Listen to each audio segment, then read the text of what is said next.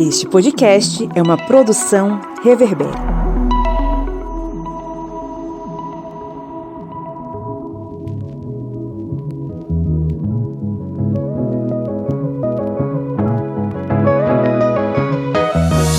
Olá, ouvintes! Sejam muito bem-vindos ao podcast do Historiante, o seu podcast sobre as ciências humanas, que é aquele podcast que está compromissado com o seu crescimento intelectual. Estamos aqui sempre promovendo debates e discussões sobre temas instigantes. Eu sou o Pablo Magalhães e comigo aqui nós temos o senhor Kleber Roberto. O senhor Kleber Roberto, o incomível.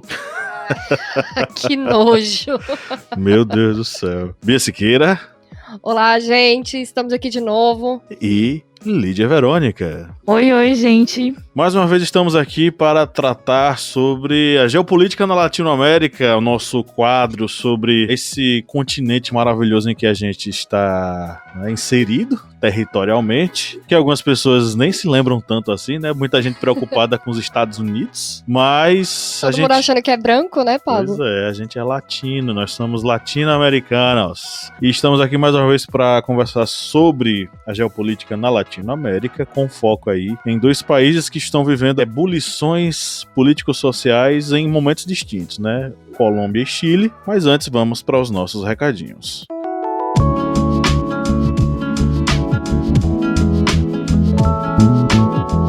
Bom, você que nos ouve recorrentemente, você sabe que aqui no Historiante a gente está, envolvido com essa missão de produzir conteúdo pra você, e a gente faz isso com tanto carinho que todo episódio é uma alegria e uma festa pra todos nós. Mas você pode nos ajudar a manter esse projeto no ar, né, Lídia Verônica? É isso mesmo, a partir de R$4 você já ajuda nosso projeto e ainda faz parte do nosso grupo secreto lá no Facebook, com muito conteúdo exclusivo, sorteios de livros mensalmente e sua participação aqui no programa, né, de alguma forma. Você pode participar do nosso projeto. Pois é, os apoiadores estão um pouco ausentes, né? Porque uma das possibilidades é você participar dos nossos programas, né? Botar aqui a sua voz. Mas sim, você participa dos programas, você sugere pautas, você participa do sorteio mensal de livros. Inclusive, o último sorteio que aconteceu do livro do Gessé Souza, do livro A Guerra contra o Brasil, publicado pela editora Sextante, no seu selo Estação Brasil. Quem foi sorteado foi o Clécio Cunha. Ele vai receber aí em sua casinha o livrinho com muito carinho de nós para você. Então, seja um apoiador, vá no apoia.se/historiante, o link está na descrição desse episódio. Clique aí, enquanto você nos ouve, você faz o seu cadastro. E só para lembrar que a gente quer ouvir mais sobre você, a gente quer conhecer um pouquinho mais você, e estamos voltando com a nossa pesquisa de opinião. É isso, que também tá na descrição do vídeo, ó, gente. Tá na descrição do áudio aqui. E aí vocês vão entrar, responder as nossas perguntas, enquanto escuta a gente também, pra gente ficar mais próximo, ter essa relação mais íntima, né? Uma proximidade com quem a gente tá falando. Precisamos conhecer vocês também. Pois é, né? O povo só nos ouve, a gente precisa ouvir eles também. Exatamente. Participe, a gente quer saber sua opinião, isso ajuda a gente a melhorar. Manda uma mensagem, uma mensagem de carinho, um abraço, um pix. Isso, um pix também. Participe, a gente quer conhecer você, quer estreitar os laços. E claro, como os nossos apoiadores são tão queridos, a gente tem que mandar um beijo pra eles e elas. Isso mesmo, gente. Nós agradecemos aqui a todos os apoiadores, a todos que confiam aqui no Portal Historiante, que está aí difundindo aí o conhecimento em toda essa grande rede que vai de podcasts, canal no YouTube, site, redes sociais, enfim, vocês veem esse grande trabalho. E esse grande trabalho é feito também com o apoio de vários apoiadores. E entre eles está Alessandra Fonseca, Clécio Cunha Mendes, que aí vai receber o seu livro, que foi sorteado, o nosso último premiado no sorteio mensal de livros, Jefferson Aleph Oliveira e Cibele de Oliveira Schneider, que são aí apoiadores que fazem parte aí de uma família que apoia o Portal Historiante. É isso aí, vamos para o nosso editorial.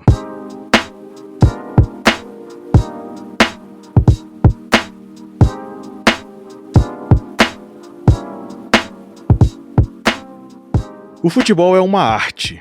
Eu, particularmente, adoro ver o espetáculo de um estádio lotado. bola rolando e jogadas antológicas. Jogo jogado, não aquele para-para cheio de faltas. Os jogos entre times sul-americanos são os meus preferidos. Nada da organização empoada dos europeus. Muita fumaça, papel picado, fogos, xingamento e as cantigas entoadas pelas torcidas. Isso tudo é muito bom, mas vivemos em pandemia, em crise política e caos econômico. Como querer algo assim se não garantimos a vida das pessoas? Vamos iniciar nossa viagem na Colômbia e eu vou amarrar esse meu pensamento com o que lá ocorre. A onda de protestos anti-governo da Colômbia entrou na quarta semana, nesta quarta-feira, dia 19, quando sindicatos, grupos estudantis e outros recorreram a passeatas para exigir mudanças sociais em meio a conversas intermitentes entre o governo e organizadores de greves. Em meio ao caos, a Conmebol, Confederação Sul-Americana de Futebol, insistiu até recentemente com a realização da Copa América, torneio entre seleções do continente em solo colombiano. Manifestantes se reuniram nos arredores do estádio El Campín, em Bogotá,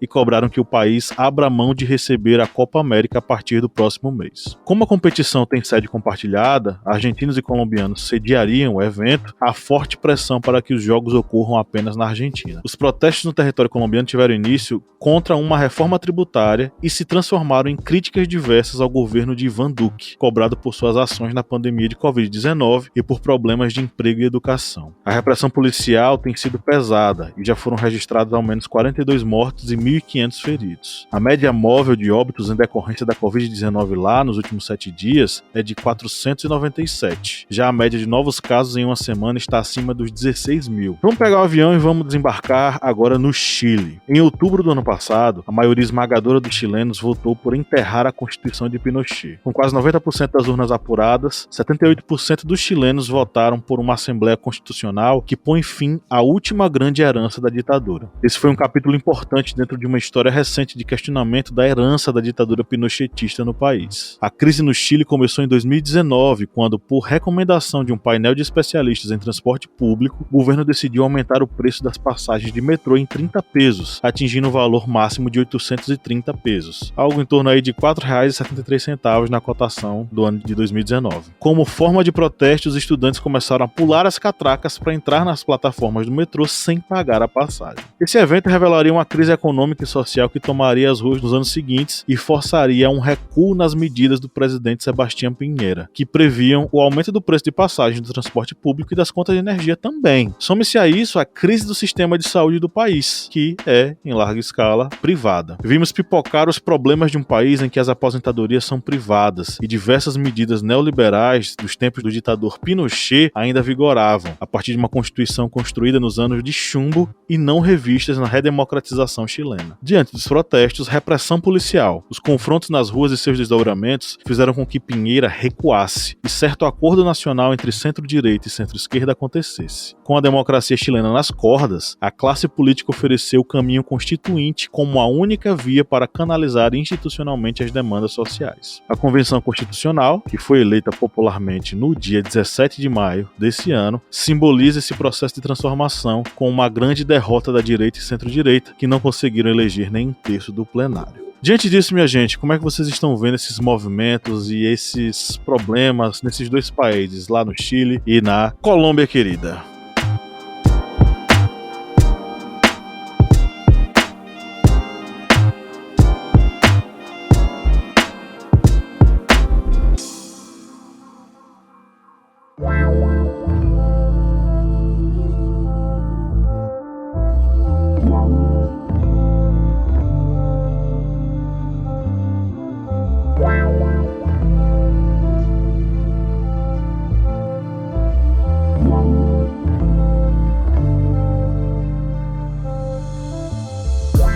A questão da Colômbia se soma tanto essa reforma tributária que iria recair sobre a classe média, sobre os trabalhadores, como sempre, né, reformas tributárias em países sempre a corda vai quebrar para o lado mais frágil, se somava também a uma crise econômica, que é uma crise econômica muito grave que está ocorrendo na Colômbia. Segundo informações que estão até no site G1, a população pobre da Colômbia passou de 35,7 a 42,5 e quase um terço dos colombianos 27,7%. Entre 14 e 28 anos não estuda nem trabalha, segundo o órgão estatal de estatística, no caso da Colômbia. E essa notícia já demonstra que é uma situação grave. E essas manifestações que estavam ocorrendo pediam também esse auxílio do governo com relação a essa crise social que está ocorrendo na Colômbia, que é uma crise grave, que também com a chegada da pandemia ainda se tornou ainda mais preocupante. E tanto tem essa crise econômica, tem a questão da pandemia.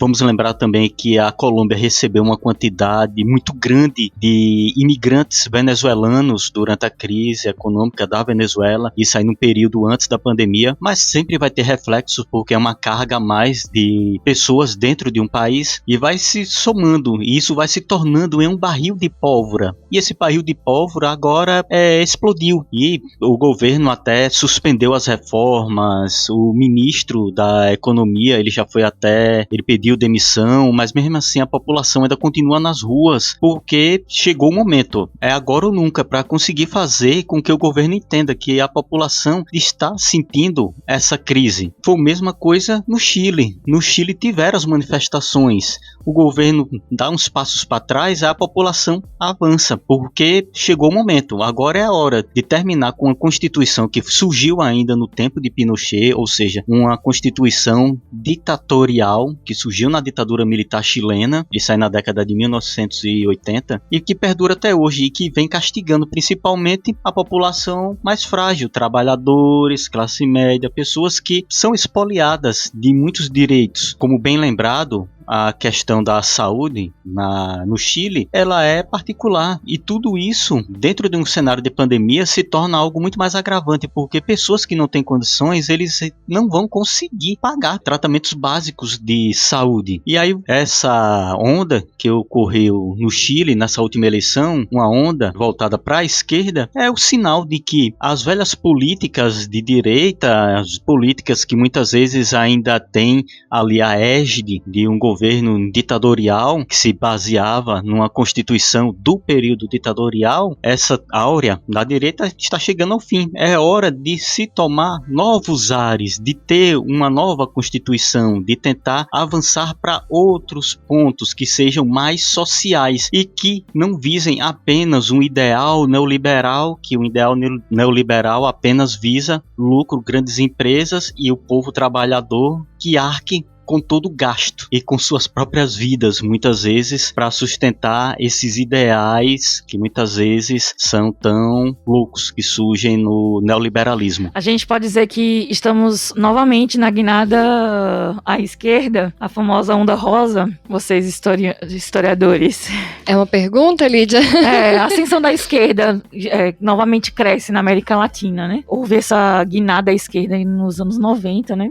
Uhum. E a conhecida onda rosa, né, maré rosa, que seria o pós-neoliberalismo, né, na América Latina. E aí vocês acham que a gente está retomando essa caminhada da esquerda? Eu acredito que depois da ascensão de alguns políticos de direita e de uma certa ressaca desse movimento moralista que tomou de conta de vários países latino-americanos, algumas pautas ligadas a movimentos de esquerda e principalmente em países que marcadamente e historicamente, no longo prazo, estiveram regidos por constituintes direitistas, moralistas, enfim, estão agora vivendo um processo de libertação. Essa libertação, eu não sei se ela vai ter uma duração longa, pode ser efêmera. A nossa libertação foi efêmera. Em 88 a gente se libertou e fez uma nova Constituição, e a gente hoje está uma enfiado... Constituição que já, né, ela já foi violada tantas vezes e pelo próprio Estado. É muito... Inclusive, os protestos na Colômbia, eles exigem exatamente essa questão de pautas da esquerda, né, que é as políticas públicas. Eles estão pedindo solidariedade ao governo, né? Porque 1/3 da população tá no famoso nem, né? Como os economistas brasileiros chamam, que é nem estuda nem trabalha. Combinado aí com a violência policial, né? Nesse combate às guerrilhas e narcotráficos, que é muito forte na Colômbia. Então eles estão pedindo misericórdia, né, ao governo colombiano. E aí das coisas que ele propôs seria um auxílio moradia nesse momento de pandemia, já que a população ela se encontra nesse momento assim de crise extremamente pesada, né? Assim, para eles continuarem, seguirem, né? Porque o básico seria, né, a moradia. E aí o presidente está tentando dialogar sobre essas questões. E aí a gente fica pensando, é política pública, né? Pra mim, o que aconteceu não só na Colômbia e no Chile, mas em vários outros países da América Latina, acredito que a Bolívia, o Brasil também tá incluso, Venezuela. Calma, Venezuela não, perdão. Deixa eu só corrigir aqui que eu falei uma coisa errada. A informação, na verdade, é universidade gratuita, né? E no Chile é pago. E crédito é a moradia. Então, assim, são políticas públicas, né? Inclusive, uma coisa bem marcante da América Latina é essa questão da política pública, pelo menos ao incentivo da educação, né? E aí a Colômbia sofre com isso agora. Eu ia comentar que não só os países que a gente citou, que é o Chile e a Colômbia, mas também alguns outros aqui na América Latina, como é o caso do Brasil e da Bolívia, acabou que casou um momento horrível com outro momento horrível, que foi a ascensão de um governo de direita neoliberal com a pandemia. A pandemia escancarou várias desigualdades que era meio maquiada no neoliberalismo na Latinoamérica e também no resto do mundo. Sempre foi muito desigual, mas tava meio maquiadinho, tava meio fantasiado. E agora com a pandemia, isso tudo veio, tipo, com muita força. Derrubou várias máscaras, né? Metáfora horrorosa que eu tô usando. Derrubou várias véus, assim, que a gente tava cobrindo, que a gente tava usando, pra mostrar que a gente tá num momento horrível, sim. E que o capitalismo, ele nunca esteve tão latente, tão forte. Porque a pandemia enriqueceu muito grandes empresas que já eram muito ricas e empobreceu quem já estava pobre. Então... Ontem mesmo privatizaram a Eletrobras, né? Tem isso também. Não para de acontecer coisas horríveis. Desgraça. Né? Eu fico tentando evitar a palavra, mas o Pablo me incentiva aí. Márcio odeia que fala desgraça aqui, mas tudo bem. Meu pai também não deixa lá em casa. Eu ia comentar que a Comissão Econômica para a América Latina e o Caribe diz que a pandemia provocou um aumento nos níveis de pobreza sem precedentes nas últimas décadas e tem um forte impacto na desigualdade e no desemprego. Porque é isso. As pessoas começaram a não ter opção. Não tem mais opção, porque você vai ser obrigado a gastar a economia que você tem para se manter em casa e sua economia vai acabar, suas finanças. Você não tem como trabalhar porque não estão mais contratando. O ideal é que você fique em casa. Então, as desigualdades são escancaradas. Não, e sem falar que a gente não parte de uma cultura que temos a economia, Sim. Essa questão do economizar, de ter uma rendinha assim, uma poupança, uma né? poupança é uma coisa comum. Não é uma população que, digamos assim, como é que se fala? Guarda dinheiro, né? Nós somos uma população que parcelamos. Eu nem vejo perspectiva. A gente gasta mais do que poupar, ganha, né? Então, a gente tem que levar isso em consideração também. Quer dizer, os nossos governantes teriam que levar isso em consideração. Nós não somos uma população que poupa. Nós somos uma população que gastamos mais do que recebemos. Até porque antes mesmo da pandemia começar, antes mesmo dessa crise ser escancarada, o salário mínimo nunca foi um salário mínimo de fato, que dê pra você sustentar de fato as suas necessidades básicas. Só que a gente vai ter que ir de realidade em realidade.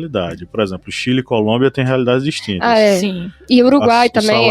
O salário mínimo no Chile era equivalente mais ou menos a R$1.700. Enquanto que o da gente, por exemplo, em 2019, era 900 e poucos reais e agora tá 1.000 e poucos reais.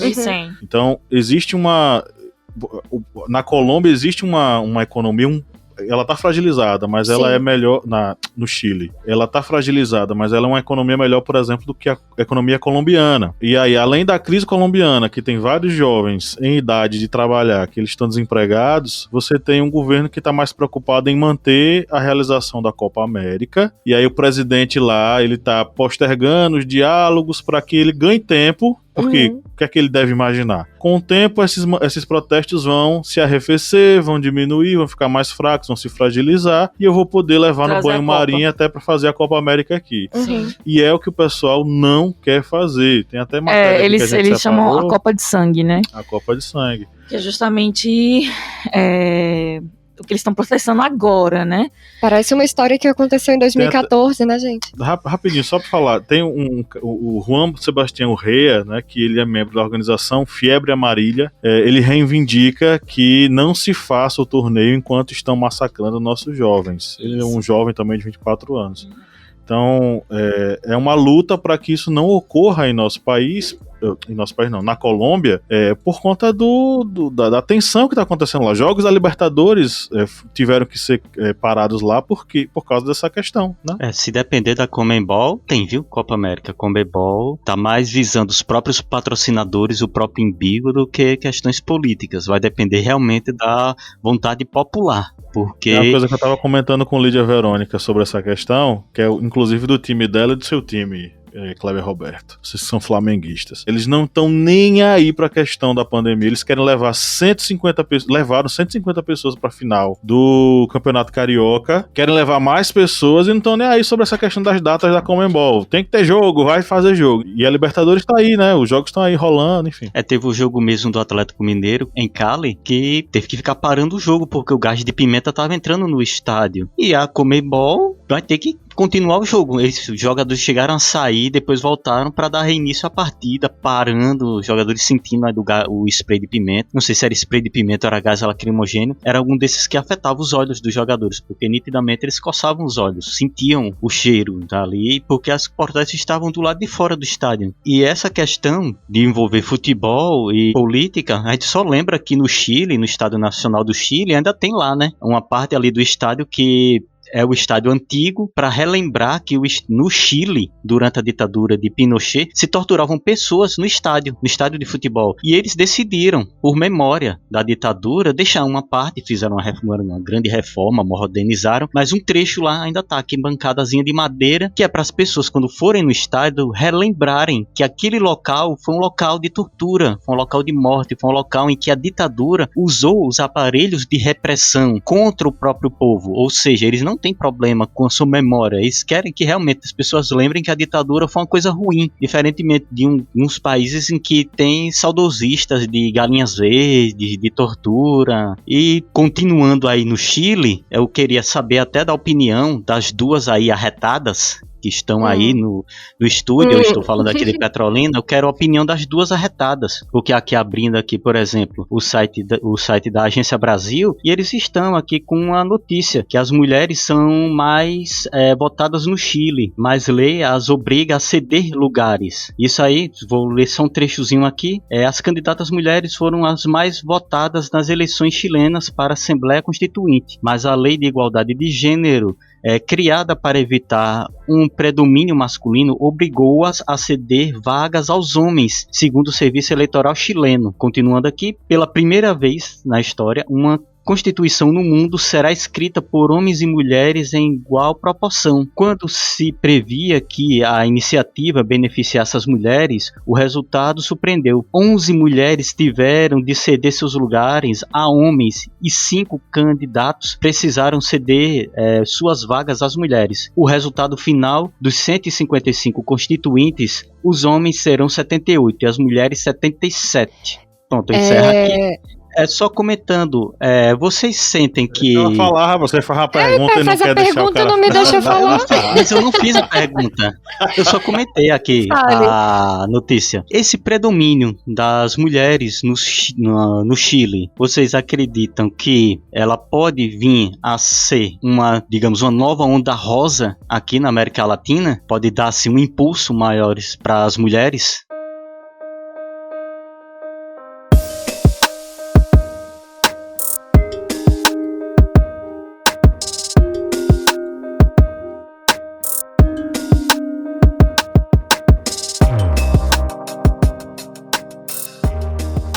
Não. Deixa eu explicar. Eu acredito... A onda rosa, você diz a tendência à esquerda, não, né? Ou é só uma nova tendência feminina? Tendência feminina. Eu entendo essa tendência feminina dentro da representação política devido a um movimento político que aconteceu de 2016 para cá, mais ou menos. Algumas organizações feministas e algumas representantes feministas da Câmara de Deputados foi do Chile, acredito que Bolívia, e eu não lembro qual outro país. Fizeram um projeto de lei para que fosse aprovado em toda a América Latina essa questão das cotas. Por isso que 50% obrigatoriamente tem que ser mulher. Então, talvez seja por isso que algumas tiveram que abrir mão das suas vagas. Criaram essa lei. Criaram a lei de que metade dos cargos seriam ocupados por mulheres. E aí, eu gosto sempre de ressaltar isso, que é polêmico também. Vamos deixar muito claro que eu sou feminista, de esquerda, comunista, etc, etc. Mas você votar numa mulher, ou votar numa pessoa negra, ou votar numa pessoa homossexual, isso não garante que você tá votando à esquerda. Porque nem todas essas pessoas que fazem parte da minoria, elas se alinham à esquerda. Não basta ser apenas uma minoria. Você tem que levantar essa bandeira e pensar política pública que volte pra essa minoria, entendeu? E nem sempre é de esquerda. A gente tem um Fernando Holliday aqui no Brasil. Infelizmente, a gente tem um Fernando Holliday no Brasil, que é um homem negro de esquerda, ou um homem negro gay de direita. Então, nem sempre essa grande representação feminina representa um progressismo. Por exemplo, aquele golpe que houve na Bolívia, vocês lembram? Ano passado, ano retrasado. Foi uma mulher, né? Uma mulher fascista. Porque mulheres também podem ser fascistas. Mulheres podem estar em todos os lugares. É interessante debater essa questão porque existem determinadas pautas progressistas que estão sendo levantadas tanto no Chile quanto na Colômbia. Por exemplo, lá teve essa coisa da reforma tributária, né, que o presidente Ivan Duque, ele queria fazer uma reforma tributária, enfim, só que a população ela não aceitou, isso no final de abril. Aí se passou a fazer, né, a população, setores da sociedade civil passaram a exigir, por exemplo, coisas que tem a ver com o que a gente está falando aqui hoje, por exemplo, a renda básica universal, que o pai do Supla, como é que é? O Suplicy, o pai do Supla é fogo. Eduardo Suplicy. O Eduardo Suplicy, ele tinha, né, que ele passou a vida defendendo essa bandeira, e lá se discute essa coisa da renda básica, que é um pouco sobre a coisa do auxílio emergencial, que seria institucionalizar uma renda básica ao estilo do auxílio emergencial constante para todos os brasileiros. Pelo menos uma parcela de brasileiros, sei lá, que trabalham. Uma renda ou que mínima, né, para que a pessoa tenha dignidade de consumo, por exemplo, que ela possa comprar carne, bote na geladeira e possa se alimentar e alimentar sua família. Outras duas pautas muito prementes aqui, a questão da violência policial e a oportunidade para jovens. É uma pauta que está lá na Colômbia, né? As pessoas estão reivindicando isso, principalmente porque durante esse processo a repressão policial às manifestações está sendo absurda. Já tem mais de 40 mortos aqui nas manifestações. Estima-se que mais de 1.500 feridos. E eles todos, né, sofrendo com essa repressão policial diante de um direito que é garantido na Constituição colombiana. Né? E a história da América Latina é uma história de violência policial, né? A nossa história, não só política, mas geral. A gente nasceu da violência policial. Inclusive, é uma das coisas que eles manifestam também, né? A reforma da polícia dentro do Ministério da Defesa. Porque ela tem essa postura mais violenta por conta do combate às guerrilhas, né? E é uma coisa que a gente pode trazer aqui pro nosso recorte brasileiro também, né? Essa questão do combate ao narcotráfico aqui no Rio de Janeiro. A polícia, ela vive em estado de guerra, né? E é o que, basicamente, eles vivem lá, na Colômbia inteira, né? Porque eles vêm dessa cultura do combate ao narcotráfico, das guerrilhas, e isso reflete um certo terror, né? Na população, por viver nesse contexto, assim, né? E também, principalmente porque existe toda essa história colombiana, desde a descoberta da cocaína, passando passando pelo Pablo Escobar e pelos cartéis. Então tem todo um passado ligado a essa coisa de poderes paralelos sendo executados, o governo colombiano sendo meio que uma espécie de fantoche desses grandes cartéis. Quem assistiu Narcos, né, para falar de uma coisa bem acessível, sabe como é que são essas coisas, como é que elas funcionam, mas eu queria trazer para vocês um questionamento sobre o seguinte também, né? Como é que vocês veem os rumos da política chilena pós eleição constituinte? Fala aí, Kleber. Os novos rumos na política chilena, acredito que vai haver essa guinada a mais para a esquerda, porque todos esses anos de políticas voltadas para um ideal neoliberal, para um ideal de direita, como dito anteriormente, ainda sobre algumas égides do governo de ditadura, como por exemplo a própria Constituição, tudo isso ele está sendo, vamos usar uma palavra no populacho, que eu até esqueci o termo, mas vamos utilizar, sendo varrido, sendo eliminado por essa nova eleição, por exemplo, com uma ascensão maior das mulheres, até mesmo partidos de centro-esquerda, eles perdendo o seu predomínio para partidos mais voltados para a esquerda mesmo, tudo isso demonstra realmente que a população ela já está desejosa de uma mudança e vai mudar. E tudo isso vai ser reflexo de tanto uma nova Constituição como também para as próximas eleições, porque toda essa conjuntura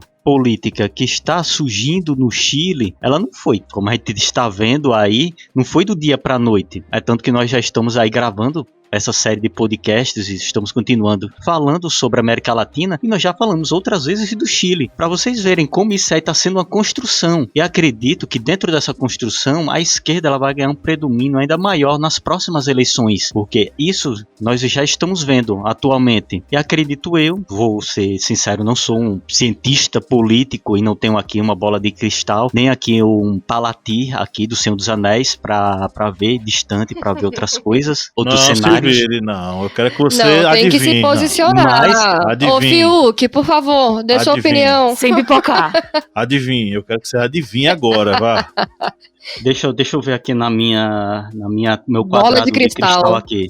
Meu quadrado aqui de cristal aqui, porque eu sou do contra. Pronto, meu quadrado do cristal está dizendo aqui que o Chile vai ter uma guinada aí para a esquerda e acredito que muitos outros países latino-americanos vão ter essa guinada, porque estamos vendo que as políticas mesmo voltadas para um cenário popular, muitas vezes, infelizmente, acaba muitas vezes caindo do populismo, mas com políticas que são voltadas para o interesse popular, são pautas de partidos de esquerda. E a direita a gente está vendo, só quer interesse de enriquecer banqueiro e enriquecer multinacional. Agora sim, Cleber, Lídia Verônica veio aqui com a notícia quente, que lá no Chile os independentes não se identificam nem de direita nem de esquerda, né? Não todo grupo independente, né? Nesse grupo dos independentes também tem os indígenas, né? Que, inclusive, eles ganharam 17 cadeiras. E tem o grupo do Lista do Povo, né? A Lista do Povo, que eles se consideram de esquerda pelo fato deles serem o neoliberalismo, né? Então, assim, automaticamente eles ficam à esquerda da política por conta dessa questão.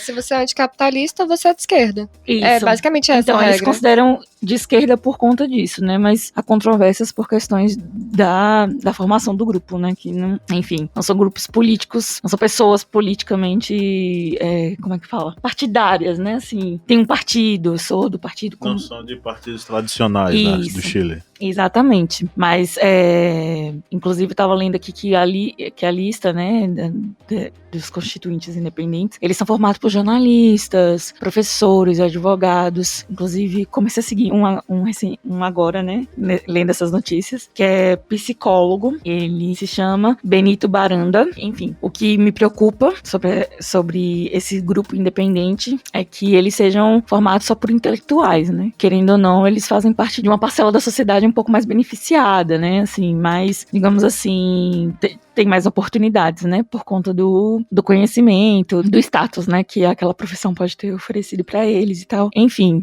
esses são os independentes que ganharam aí mais cadeiras, né, na Constituinte da Carta Magna. Essa questão dos indígenas ganhar algumas cadeiras não... 17 cadeiras, para eles é muito significativo. É uma representação grande agora, né? E isso é muito importante no contexto também que a gente está vivendo, porque mesmo durante a pandemia, e não só no Brasil, mas em outros lugares, houve a perseguição de comunidades indígenas. E é uma perseguição política. E eu vi a Guajajara hoje, ela alarmando, assim, né, que um dos projetos bolsonaristas, né, é justamente tocar essas populações isoladas. É o genocídio indígena. Isso. É literalmente o plano de governo dele. Reconhecer que não existe mais indígena no Brasil, não tem espaço para eles dentro do nosso território. E isso acaba mexendo, né, com a cultura indígena na América Latina. Quando inclusive aqui, chega nesse povo de indígenas, né, em situação de isolamento social. Inclusive aqui no Brasil, isso foi essa semana, a comunidade Yanomami é alvo de garimpeiros fortemente armados. E foi uma coisa horrível, crianças assassinadas. Isso é uma perseguição que não é só parece uma coisa muito boba e muito longe da nossa realidade. E decididamente não é. É um plano de governo, é uma posição política. O genocídio, ele existe desde que invadiram o Brasil, né? Mas o governo atual, ele quer realmente dar continuidade ao que começaram na invasão portuguesa. Assim. E que eu achei interessante também essa questão da cadeira dos indígenas é que a nossa Constituição, por exemplo, em 88, né? Ela não tem, eu acredito que ela não tem essa representatividade indígena, né? Não pelo menos com essa força que eles vão ter. Então, assim, são pessoas brancas legislando para pessoas Sim. indígenas. E nesse caso do Chile, eles vão estar em vantagem nesse sentido. São pessoas indígenas opinando sobre o destino das pessoas indígenas. Então, achei muito interessante essa questão da força indígena nessas cadeiras.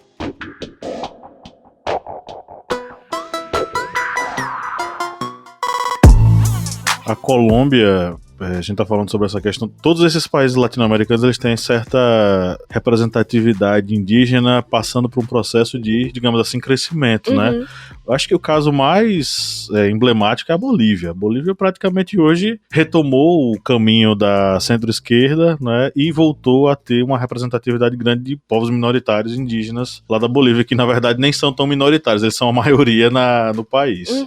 O caso da Colômbia... Acho que no Peru também, né? Isso. O caso da Colômbia também me lembra muito o Brasil, porque um dos pilares dessa crise lá tá ligado ao desemprego. Durante a crise sanitária, o desemprego 42%. passou de 14% nas áreas urbanas, mas de um modo geral saiu de 14% para 19%. E a informalidade passou a ser a alternativa dos colombianos. Algo muito similar com o que aconteceu, com o que está acontecendo no Brasil. Mas um dos pedidos que as pessoas fazem é por um processo de desmilitarização do Estado.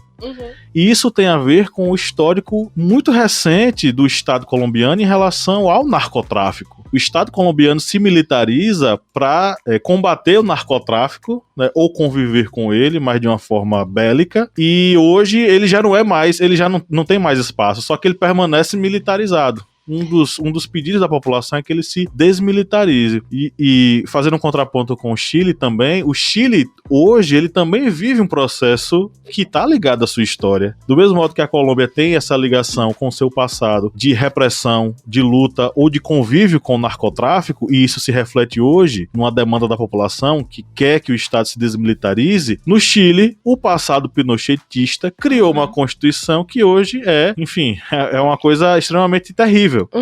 Associado também a uma construção social baseada nesse neoliberalismo que permanece até hoje. Então lá, Decisões do passado estão afetando diretamente a população atual. É uma conexão histórica. Ela precisa ser vista por uma ótica de longa duração, porque isso é que vai explicar essas demandas. A Colômbia ela tem uma taxa de desemprego muito alta e ela também é um país com uma desigualdade social muito grande, fruto também dessa má distribuição da riqueza. O narcotráfico cresce justamente onde o Estado vai falhar. Eu sei que vocês comunistas não concordam muito com isso. Eu tô concordando com tudo aqui, porque acho que você tá descrevendo materialismo histórico Mas aí. essa ausência do Estado permite que o narcotráfico construa todo um poder paralelo que vai fazer com que ele sobreviva durante muito tempo. E até hoje. Foi um dia desse que pegaram El Chapo. Um dia desse. Então, eu ia fazer uma pergunta, professor Pablo, gente, é porque eu sempre digo, eu sou estagiária, então às vezes eu pego o Pablo pra santa aqui. Se eu enxergo o militarismo dentro da Colômbia, eu enxergo da mesma maneira como eu enxergo no Brasil, que foi um tanto uma imposição norte-americana e europeia, porque era de interesse internacional que a gente se militarizasse para que houvesse um controle internacional das terras aqui. Você acha que teve isso também ou eu tô viajando? Mas eu vou deixar Kleber Roberto responder primeiro. Não é uma prática comum. Só você lembrar, por exemplo, no caso dos refugiados que partem da América Central para os Estados Unidos. Eles não são barrados na fronteira, digamos, todos são barrados na fronteira dos Estados Unidos, são barrados ali já nas fronteiras dos países latinos por imposição norte-americana. Ou você começa a barrar esses refugiados aí no seu país mesmo antes de eles cruzarem a fronteira, ou vou fazer sanções contra vocês. Isso é uma estratégia. É melhor eu combater o inimigo lá dentro do outro, que ele vai estar lá se destroçando. A guerra mesmo que vocês veem, por exemplo, na série Narcos, que ocorre na Colômbia, vocês veem, é uma de violência extrema.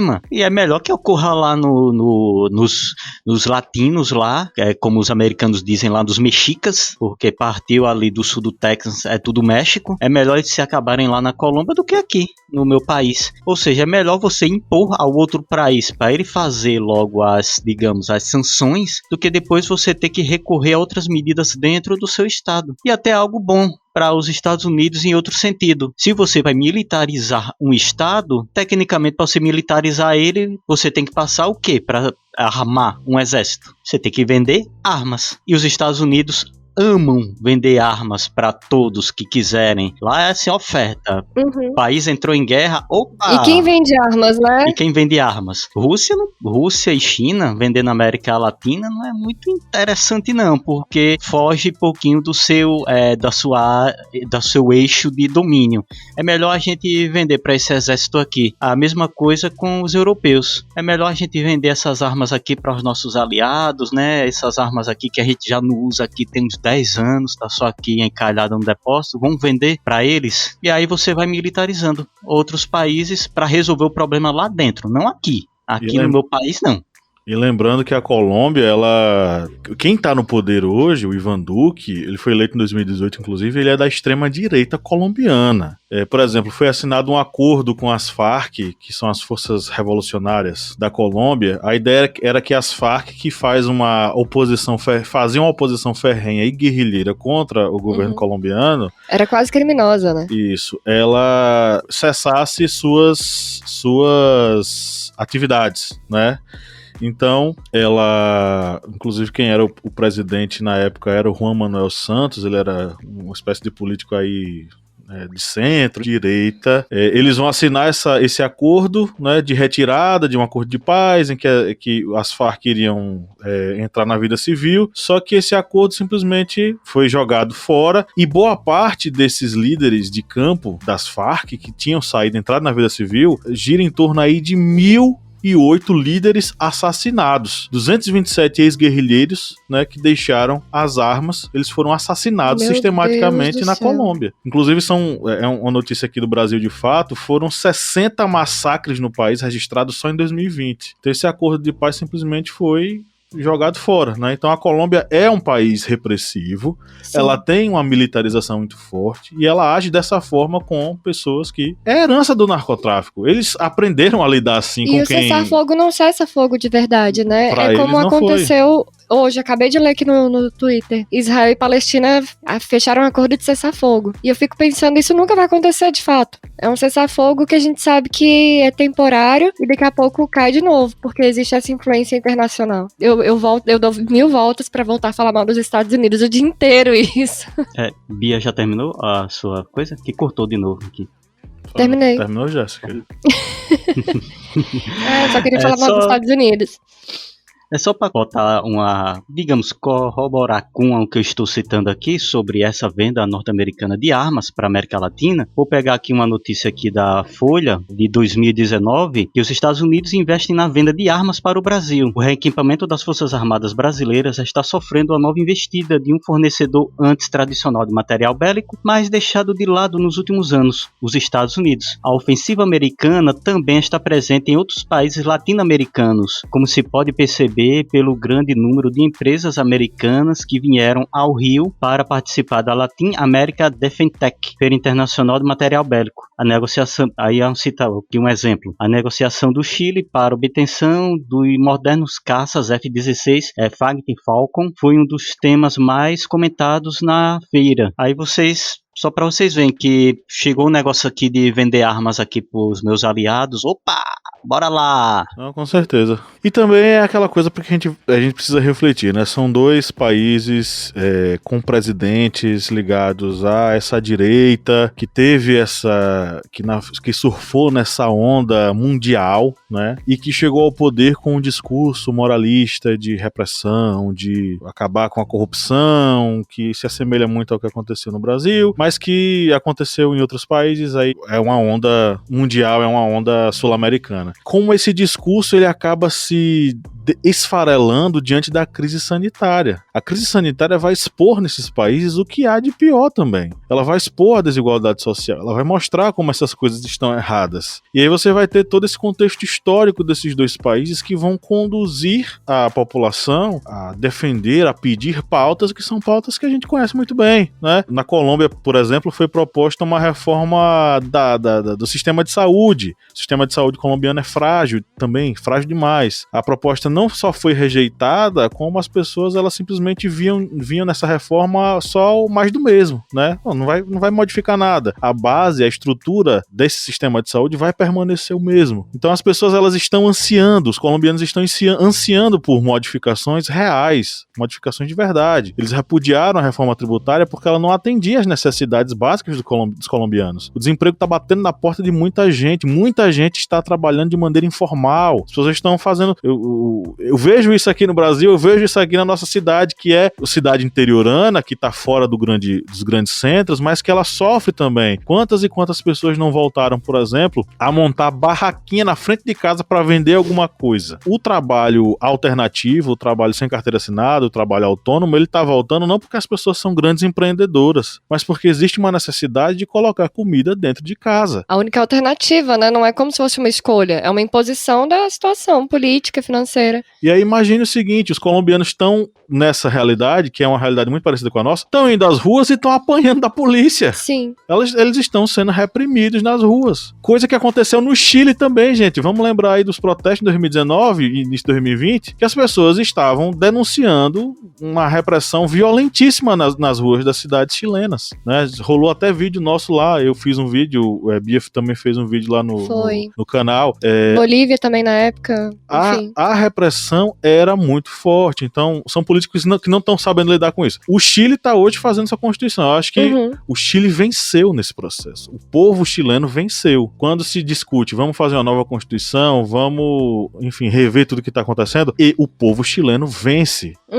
Coisa que eu não consigo ver na Colômbia. Na Colômbia, essa realidade tá muito diferente. Eu sou muito pessimista, eu acho, gente. Esse podcast vai dar depressão em todo mundo que eu vi, porque eu sou muito pessimista. Eu olho ao redor assim, sim, é um traço de progresso o que tá acontecendo no Chile. Essa questão de que é uma nova constituinte, tá sendo votada popularmente, pela população mesmo, enfim. E tá sendo discutida questões de justiça social, igualdade social e etc. Mas, mesmo assim, eu fico vendo tanta repressão e tanta, ao mesmo tempo que avança um pouquinho, regride. Então eu fico pensando, meu Deus, quanto mais a gente vai ter que se afundar para que de fato uma transformação estrutural aconteça. Que nem no Brasil. No Brasil a gente falou CPI, hein? CPI, vamos ver se prende essa galera. E ao mesmo tempo a gente fala, rapaz, a troco de quê?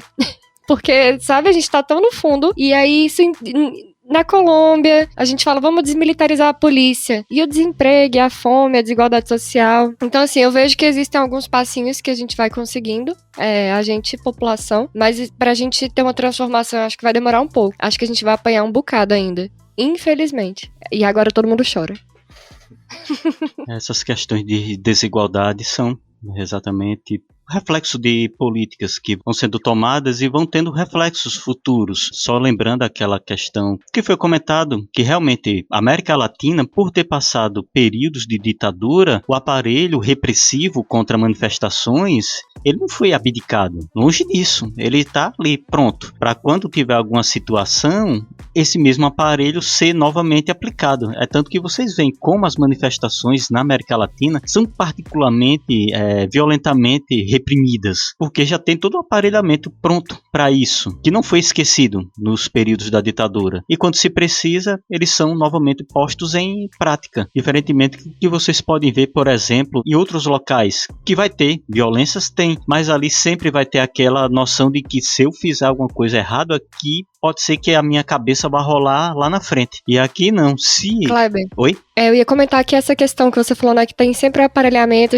e uma memória de que em algum momento vai usar a força policial, a força militar pra repreender. E eu lembrei do que a gente falou no nosso podcast secreto antes, que quando você já vive na marginalidade, né, quando você faz parte desses grupos que já sofrem essa violência todos os dias, você nem precisa ficar lembrando que pode acontecer, porque acontece todo dia mesmo. É, exatamente. Porque a sua situação ali, você já sabe que uma hora ou outra a corda vai quebrar para o seu lado, porque você já está ali excluído, escanteado daquela áurea social. E só falando sobre essa questão econômica, que o Pablo falou aí sobre a questão, por exemplo, de pessoas montando barraquinhas para vender lanche, isso está se tornando cada vez maior uma quantidade cada vez mais de pessoas estão recorrendo à informalidade para tentar sobreviver. E um fato, deixa assim até tocado, foi que meu sogro, que ele é capoteiro, ou seja, ele trabalha reformando sofás, fazendo sofás, e uma pessoa passou com uma carroça, olhou assim e tal, e disse: senhor, tá precisando dessas madeiras? Eram as madeiras velhas, que ele tinha feito um sofá, sobrou umas madeiras velhas, e ele deixou assim num canto para descartar. E aí esse carroceiro perguntou: posso pegar essas madeiras aqui pra mim? Aí ele disse: pode levar. Aí ele: só cuidado para não bater prego, porque elas já estão meio podres, se você bater pode se quebrar. Aí o cara disse: não, é porque eu não tenho dinheiro para comprar bujão, isso aí vai servir para fazer o almoço hoje. É essa a nossa situação. Voltamos ao mapa mundial da fome, né?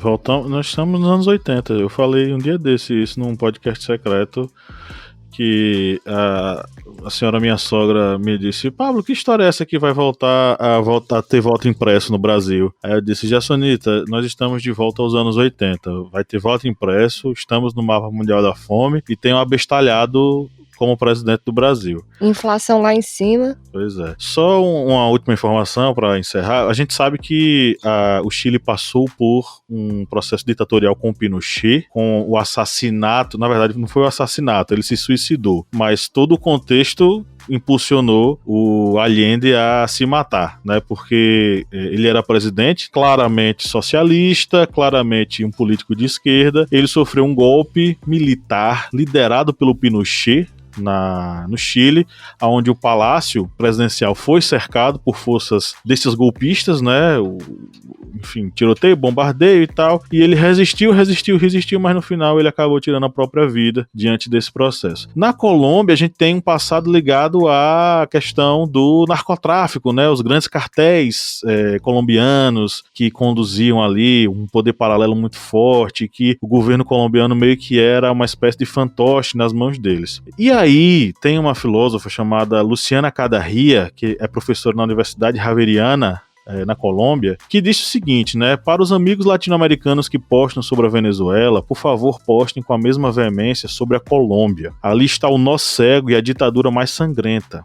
Caso contrário, torna-se suspeito que nos apeguemos e se torna visível apenas parte do drama latino-americano. Ela diz que existe um negócio chamado uribismo. Segundo ela, existe uma ditadura em curso na Colômbia, que Uribe, na verdade, ele é um ditador. Fica essa reflexão ao final dessa gravação, para que a gente possa pensar, né, como é que a gente pode definir uma ditadura? E o que está acontecendo na Colômbia com essa repressão e com essas ações, será que pode ser colocado, pode ser adjetivado como uma ditadura? Segundo a professora Luciana Cadarria, sim, né, é uma ditadura que nós vemos lá na Colômbia. Então vocês podem ver, são dois países que estão com processos políticos bem distintos e que esperamos que dias melhores cheguem aí para os colombianos, assim como dias melhores estão chegando para os chilenos.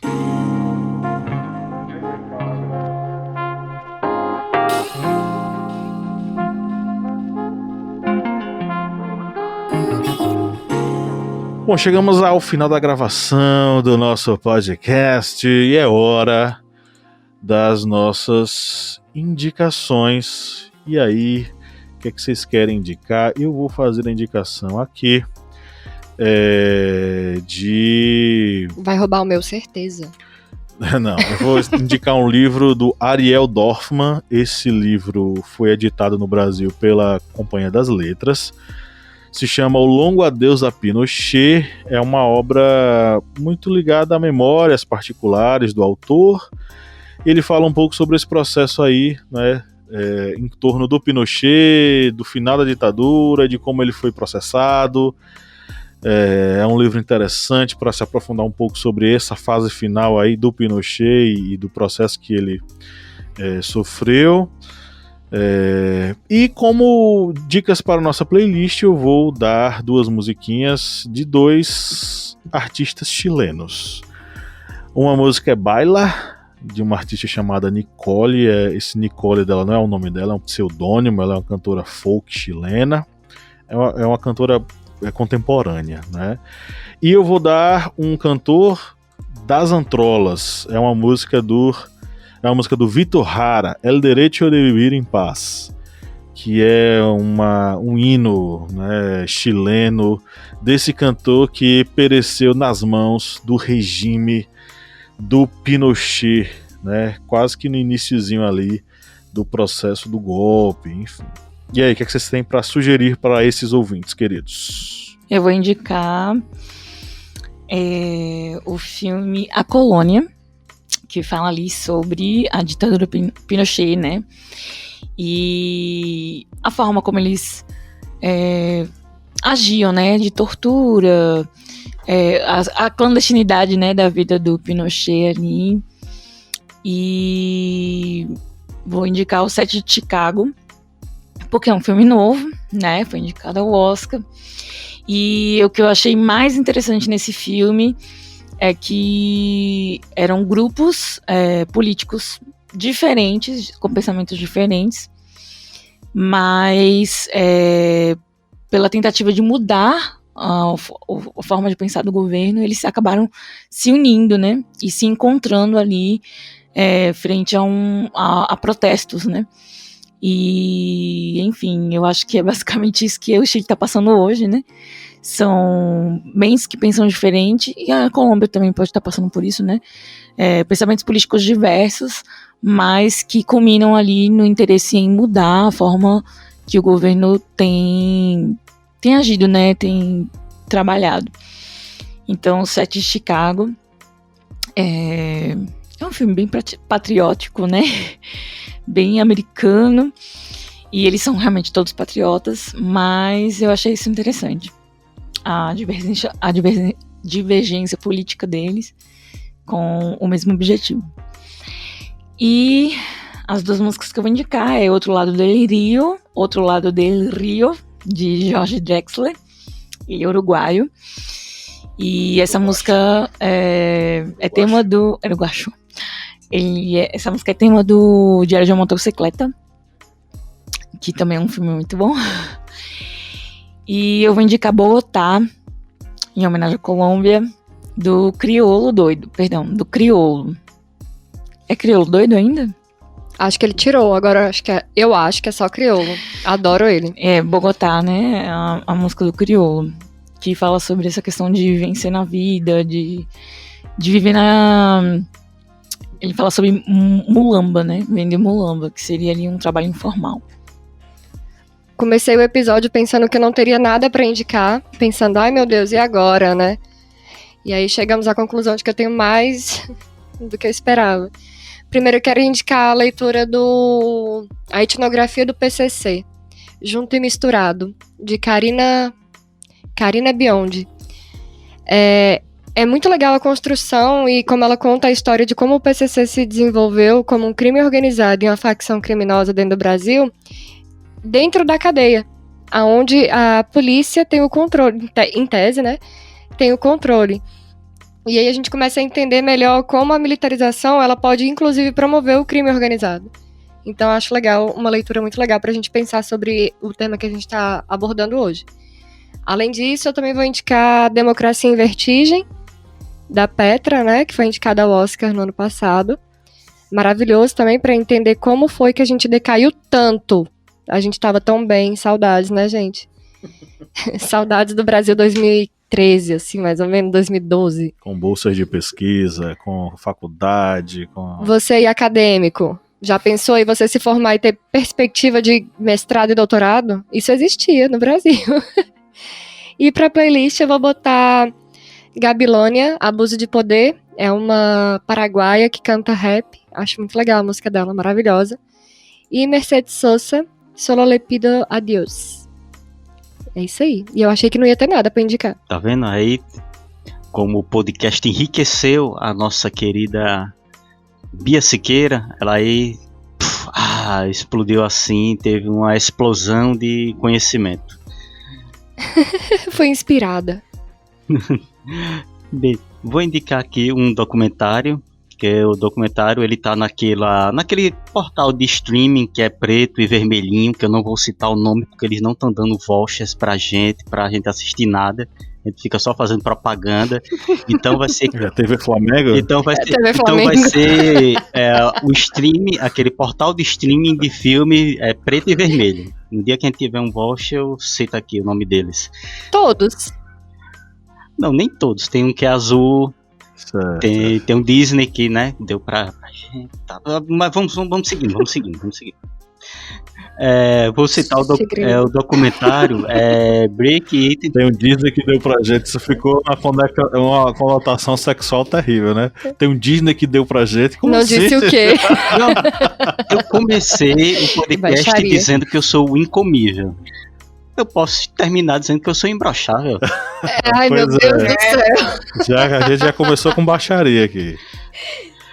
Aí eu vou citar aqui um comentário, que é um comentário sobre a história do rock na América Latina. É o Break It All, que ele fala sobre o rock há umas 5 décadas atrás, lá nos idos dos anos 1960, 1970, e vai mostrando as bandas e também principalmente a resistência com relação às ditaduras militares que existiam. A repressão, a proibição de shows, a perseguição e a resistência, o surgimento de bandas. E ele cita bandas mexicanas, da Colômbia, da Argentina. E é um documentário muito interessante para assistir, para perceber que rock não existe. Eu vi alguns episódios. O rock É muito bom mesmo. o rock não só existe nos Estados Unidos e na Europa não. A América Latina também teve muitas bandas boas e bandas que passaram certos perrengues muito complicados, mas resistiu.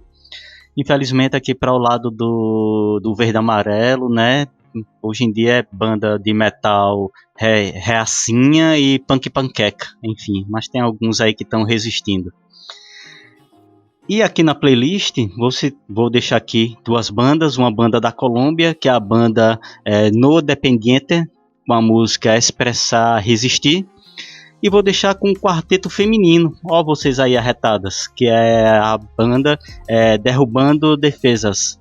Essa banda é chilena e a música Abuso e Repressão. Tá aí minhas indicações. E eu acabei de lembrar aqui, o Ale Santos do podcast Infiltrados no Cast, que já esteve aqui, um cara fantástico, que tem um podcast maravilhoso, que é um dos podcasts mais ouvidos do Brasil. Ele escreveu o livro, né, Rastros de Resistência, e tem um capítulo que eu acabei lembrando agora, gente, depois que a gente bateu um papo, eu acabei lembrando que é um dos capítulos mais bacanas do livro, que é sobre Bencos Biorró e o quilombo imbatível na Colômbia. Ele fala um pouco sobre a trajetória de Bencos, que era da etnia Bijagó, que era um grupo conhecido pela integridade cultural, enfim. Ele foi um dos líderes de o Bia Siqueira fungando ali no microfone, eu vou baixar o volume dela ali. O Bencos liderou um quilombo na Colômbia, que não era conhecido como quilombo, lá é palenque. Era o Palenque de São Basílio, um dos assentamentos mais conhecidos e mais aguerridos da luta anti-escravagista dos negros na Colômbia, né? Então, uma menção honrosa aqui nas nossas indicações, né? O capítulo sobre o Bencos Biorró e esse quilombo Palenque, na verdade, colombiano, uma resistência anti-escravagista negra na Latinoamérica. Seria bom a gente até falar movimentos anti-escravagistas na Latinoamérica em um episódio, mas isso aí fica mais pra frente. Chega. Jogar pra sugerir, e Kleber sempre levanta essa pauta. A gente precisa tirar um dia pra fazer uma fofoca sobre roqueiros. Eu quero debater rock e subversão. Rock, subversão e fofocas. E fofocas. Só se for lá nos anos 80, né? Não, eu quero falar mal dos rockistas. No tempo do emo. Os raiz mesmo, aqueles que deram Ave fascismo, Maria. assim, eu quero falar mal Nossa disso. senhora, meu Deus do céu, Deus me livre. Não, tem que ser Ratos de Porão, não, Sepultura. ela quer a galera, ela quer... Essa galera. Não, pelo que ela Hoje em falou, ela dia quer... tudo- Como é que é o nome? Daqueles lá do... Eu quero falar mal de alguém. Eu só me lembro... O de Brasília. Não é Biquíni Cavaldão. Como é que é o nome daquele lá que faz a música do Danilo Raimundos? Gentili? Não. Da Raimundos também. Mas aquele que faz no Danilo Gentili? Como é que é? O Traje a Rigor? O Traje a Rigor. Ali é Ceboso. Traje a Rigor? um clássico da direitona, né? Um clássico O da Traje a Rigor. ceboseira. É. É incrível como o Brasil exporta gente escrota, né? Pois é. Mas tá bom, gente. A gente vai conversar sobre isso depois, né? A gente já tá aqui só enrolando. Vamos encerrar o podcast. Não, eu quero conversar agora. Eu quero Não. conversar Kleber tá se agora sentindo e se vira sozinho. editor. Não, chega. Tá bom, chega. Kleber tá se sentindo sozinho em casa e fica querendo bater papo. É. Então é isso, galera. Muito obrigado por ter ouvido a gente até aqui. Você que chegou até aqui, saiba que o nosso coração é seu. Receba um abraço afetuoso. E no 3, vamos dar o nosso tchau coletivo. 1, 2, 3. Tchau. Tchau. E fale com a gente. Se você quiser podcast de 3 horas, avise.